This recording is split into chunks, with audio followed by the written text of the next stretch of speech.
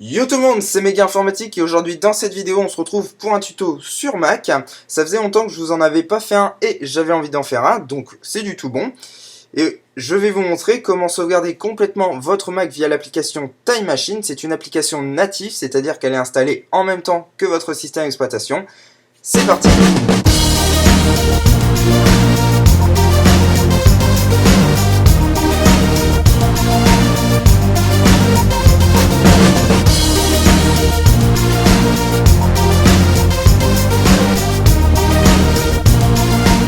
Alors la première chose à faire, c'est de vous munir d'un disque dur externe avec sa capacité supérieure ou égale à la capacité de votre disque dur interne sur votre Mac.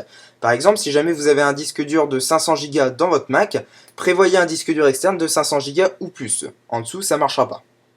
Une fois votre disque dur externe branché à votre Mac, on va aller dans les préférences système, ici. Ensuite, sur la ligne système, on va aller chercher Time Machine.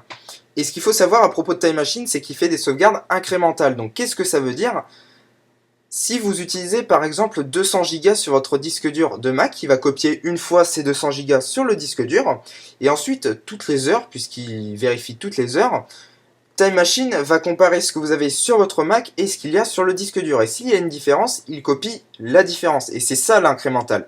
Concrètement, ça veut dire que si jamais vous avez 200 Go d'utiliser, il va copier les 200 Go sur le disque dur, vous rajoutez 1 Go, donc vous passez à 201 Go, et au bout d'une heure, Time Machine va se dire, tiens, il a rajouté 1 Go de fichiers. Ce que je vais faire, c'est que ces fichiers-là, ou ce fichier-là, je vais le copier sur le disque dur externe. Donc voilà ce que c'est l'incrémental. Il copie uniquement ce qui lui manque.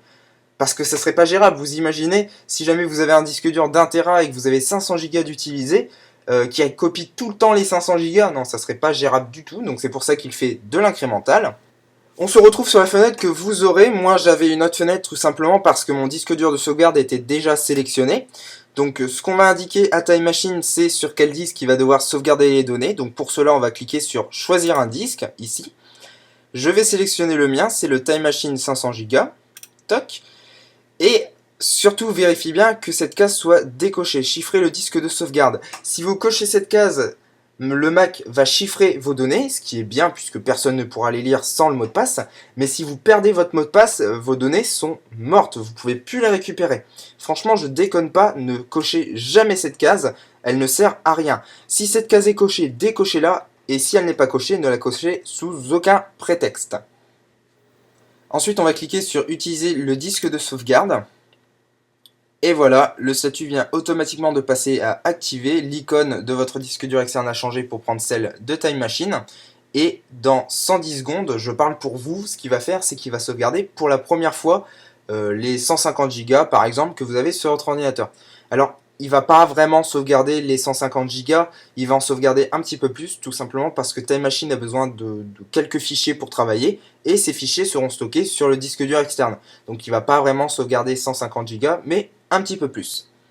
Une fois que vous avez sélectionné votre disque, vous avez ces informations, donc son nom, la capacité disponible sur sa taille totale, en fait sa capacité totale.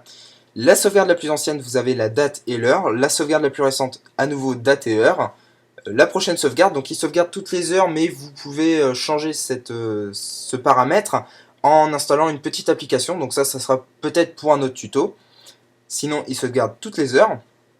Et ici, vous avez un petit récapitulatif. Donc Time Machine conserve les sauvegardes horaires lors des dernières 24 heures, les sauvegardes journalières lors du dernier mois, les sauvegardes hebdomadaires lors des derniers mois, et les copies de sauvegarde les plus anciennes sont supprimées lorsque le disque est plein.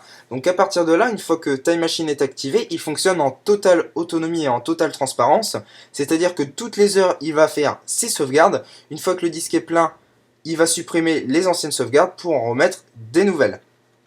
Ici, vous avez une petite case à cocher pour afficher l'état de Time Machine dans la barre de menu. Ça permet en fait d'ajouter cette petite icône qui va soit vous permettre de sauvegarder maintenant si vous avez la flemme d'attendre, soit entrer dans Time Machine donc pour remonter le temps, on va voir ça juste après, soit ouvrir les préférences Time Machine. Donc ce que je vais faire, c'est que je vais quitter la sauvegarde et je vais vous montrer ce que donne Time Machine au niveau de l'application. Alors l'application Time Machine, vous avez deux moyens d'y accéder, soit depuis la barre des menus si jamais vous avez coché afficher l'état de Time Machine dans la barre des menus, donc vous avez ici entrer dans Time Machine, soit depuis l'application que vous avez dans le dock, qui est par défaut normalement. Si vous l'avez retiré, pas de panique, il suffit juste d'aller dans votre dossier application et vous allez la retrouver. Donc au niveau de l'application en elle-même, je trouve qu'elle est vraiment bien faite, vous allez voir ça dans quelques secondes. Voilà. L'arrière-plan, donc le fond d'écran est animé et je le trouve vraiment splendide. Ici vous avez toutes les fenêtres qui représentent toutes vos sauvegardes.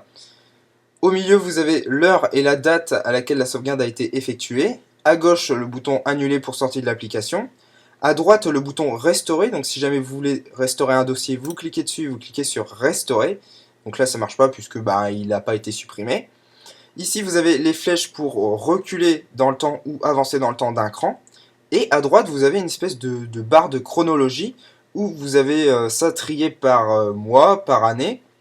Donc ma sauvegarde la plus ancienne, si je regarde là, c'est mercredi 14 janvier 2015, ouais, ça remonte quand même. Et ma sauvegarde la plus récente, c'est aujourd'hui à 14h57.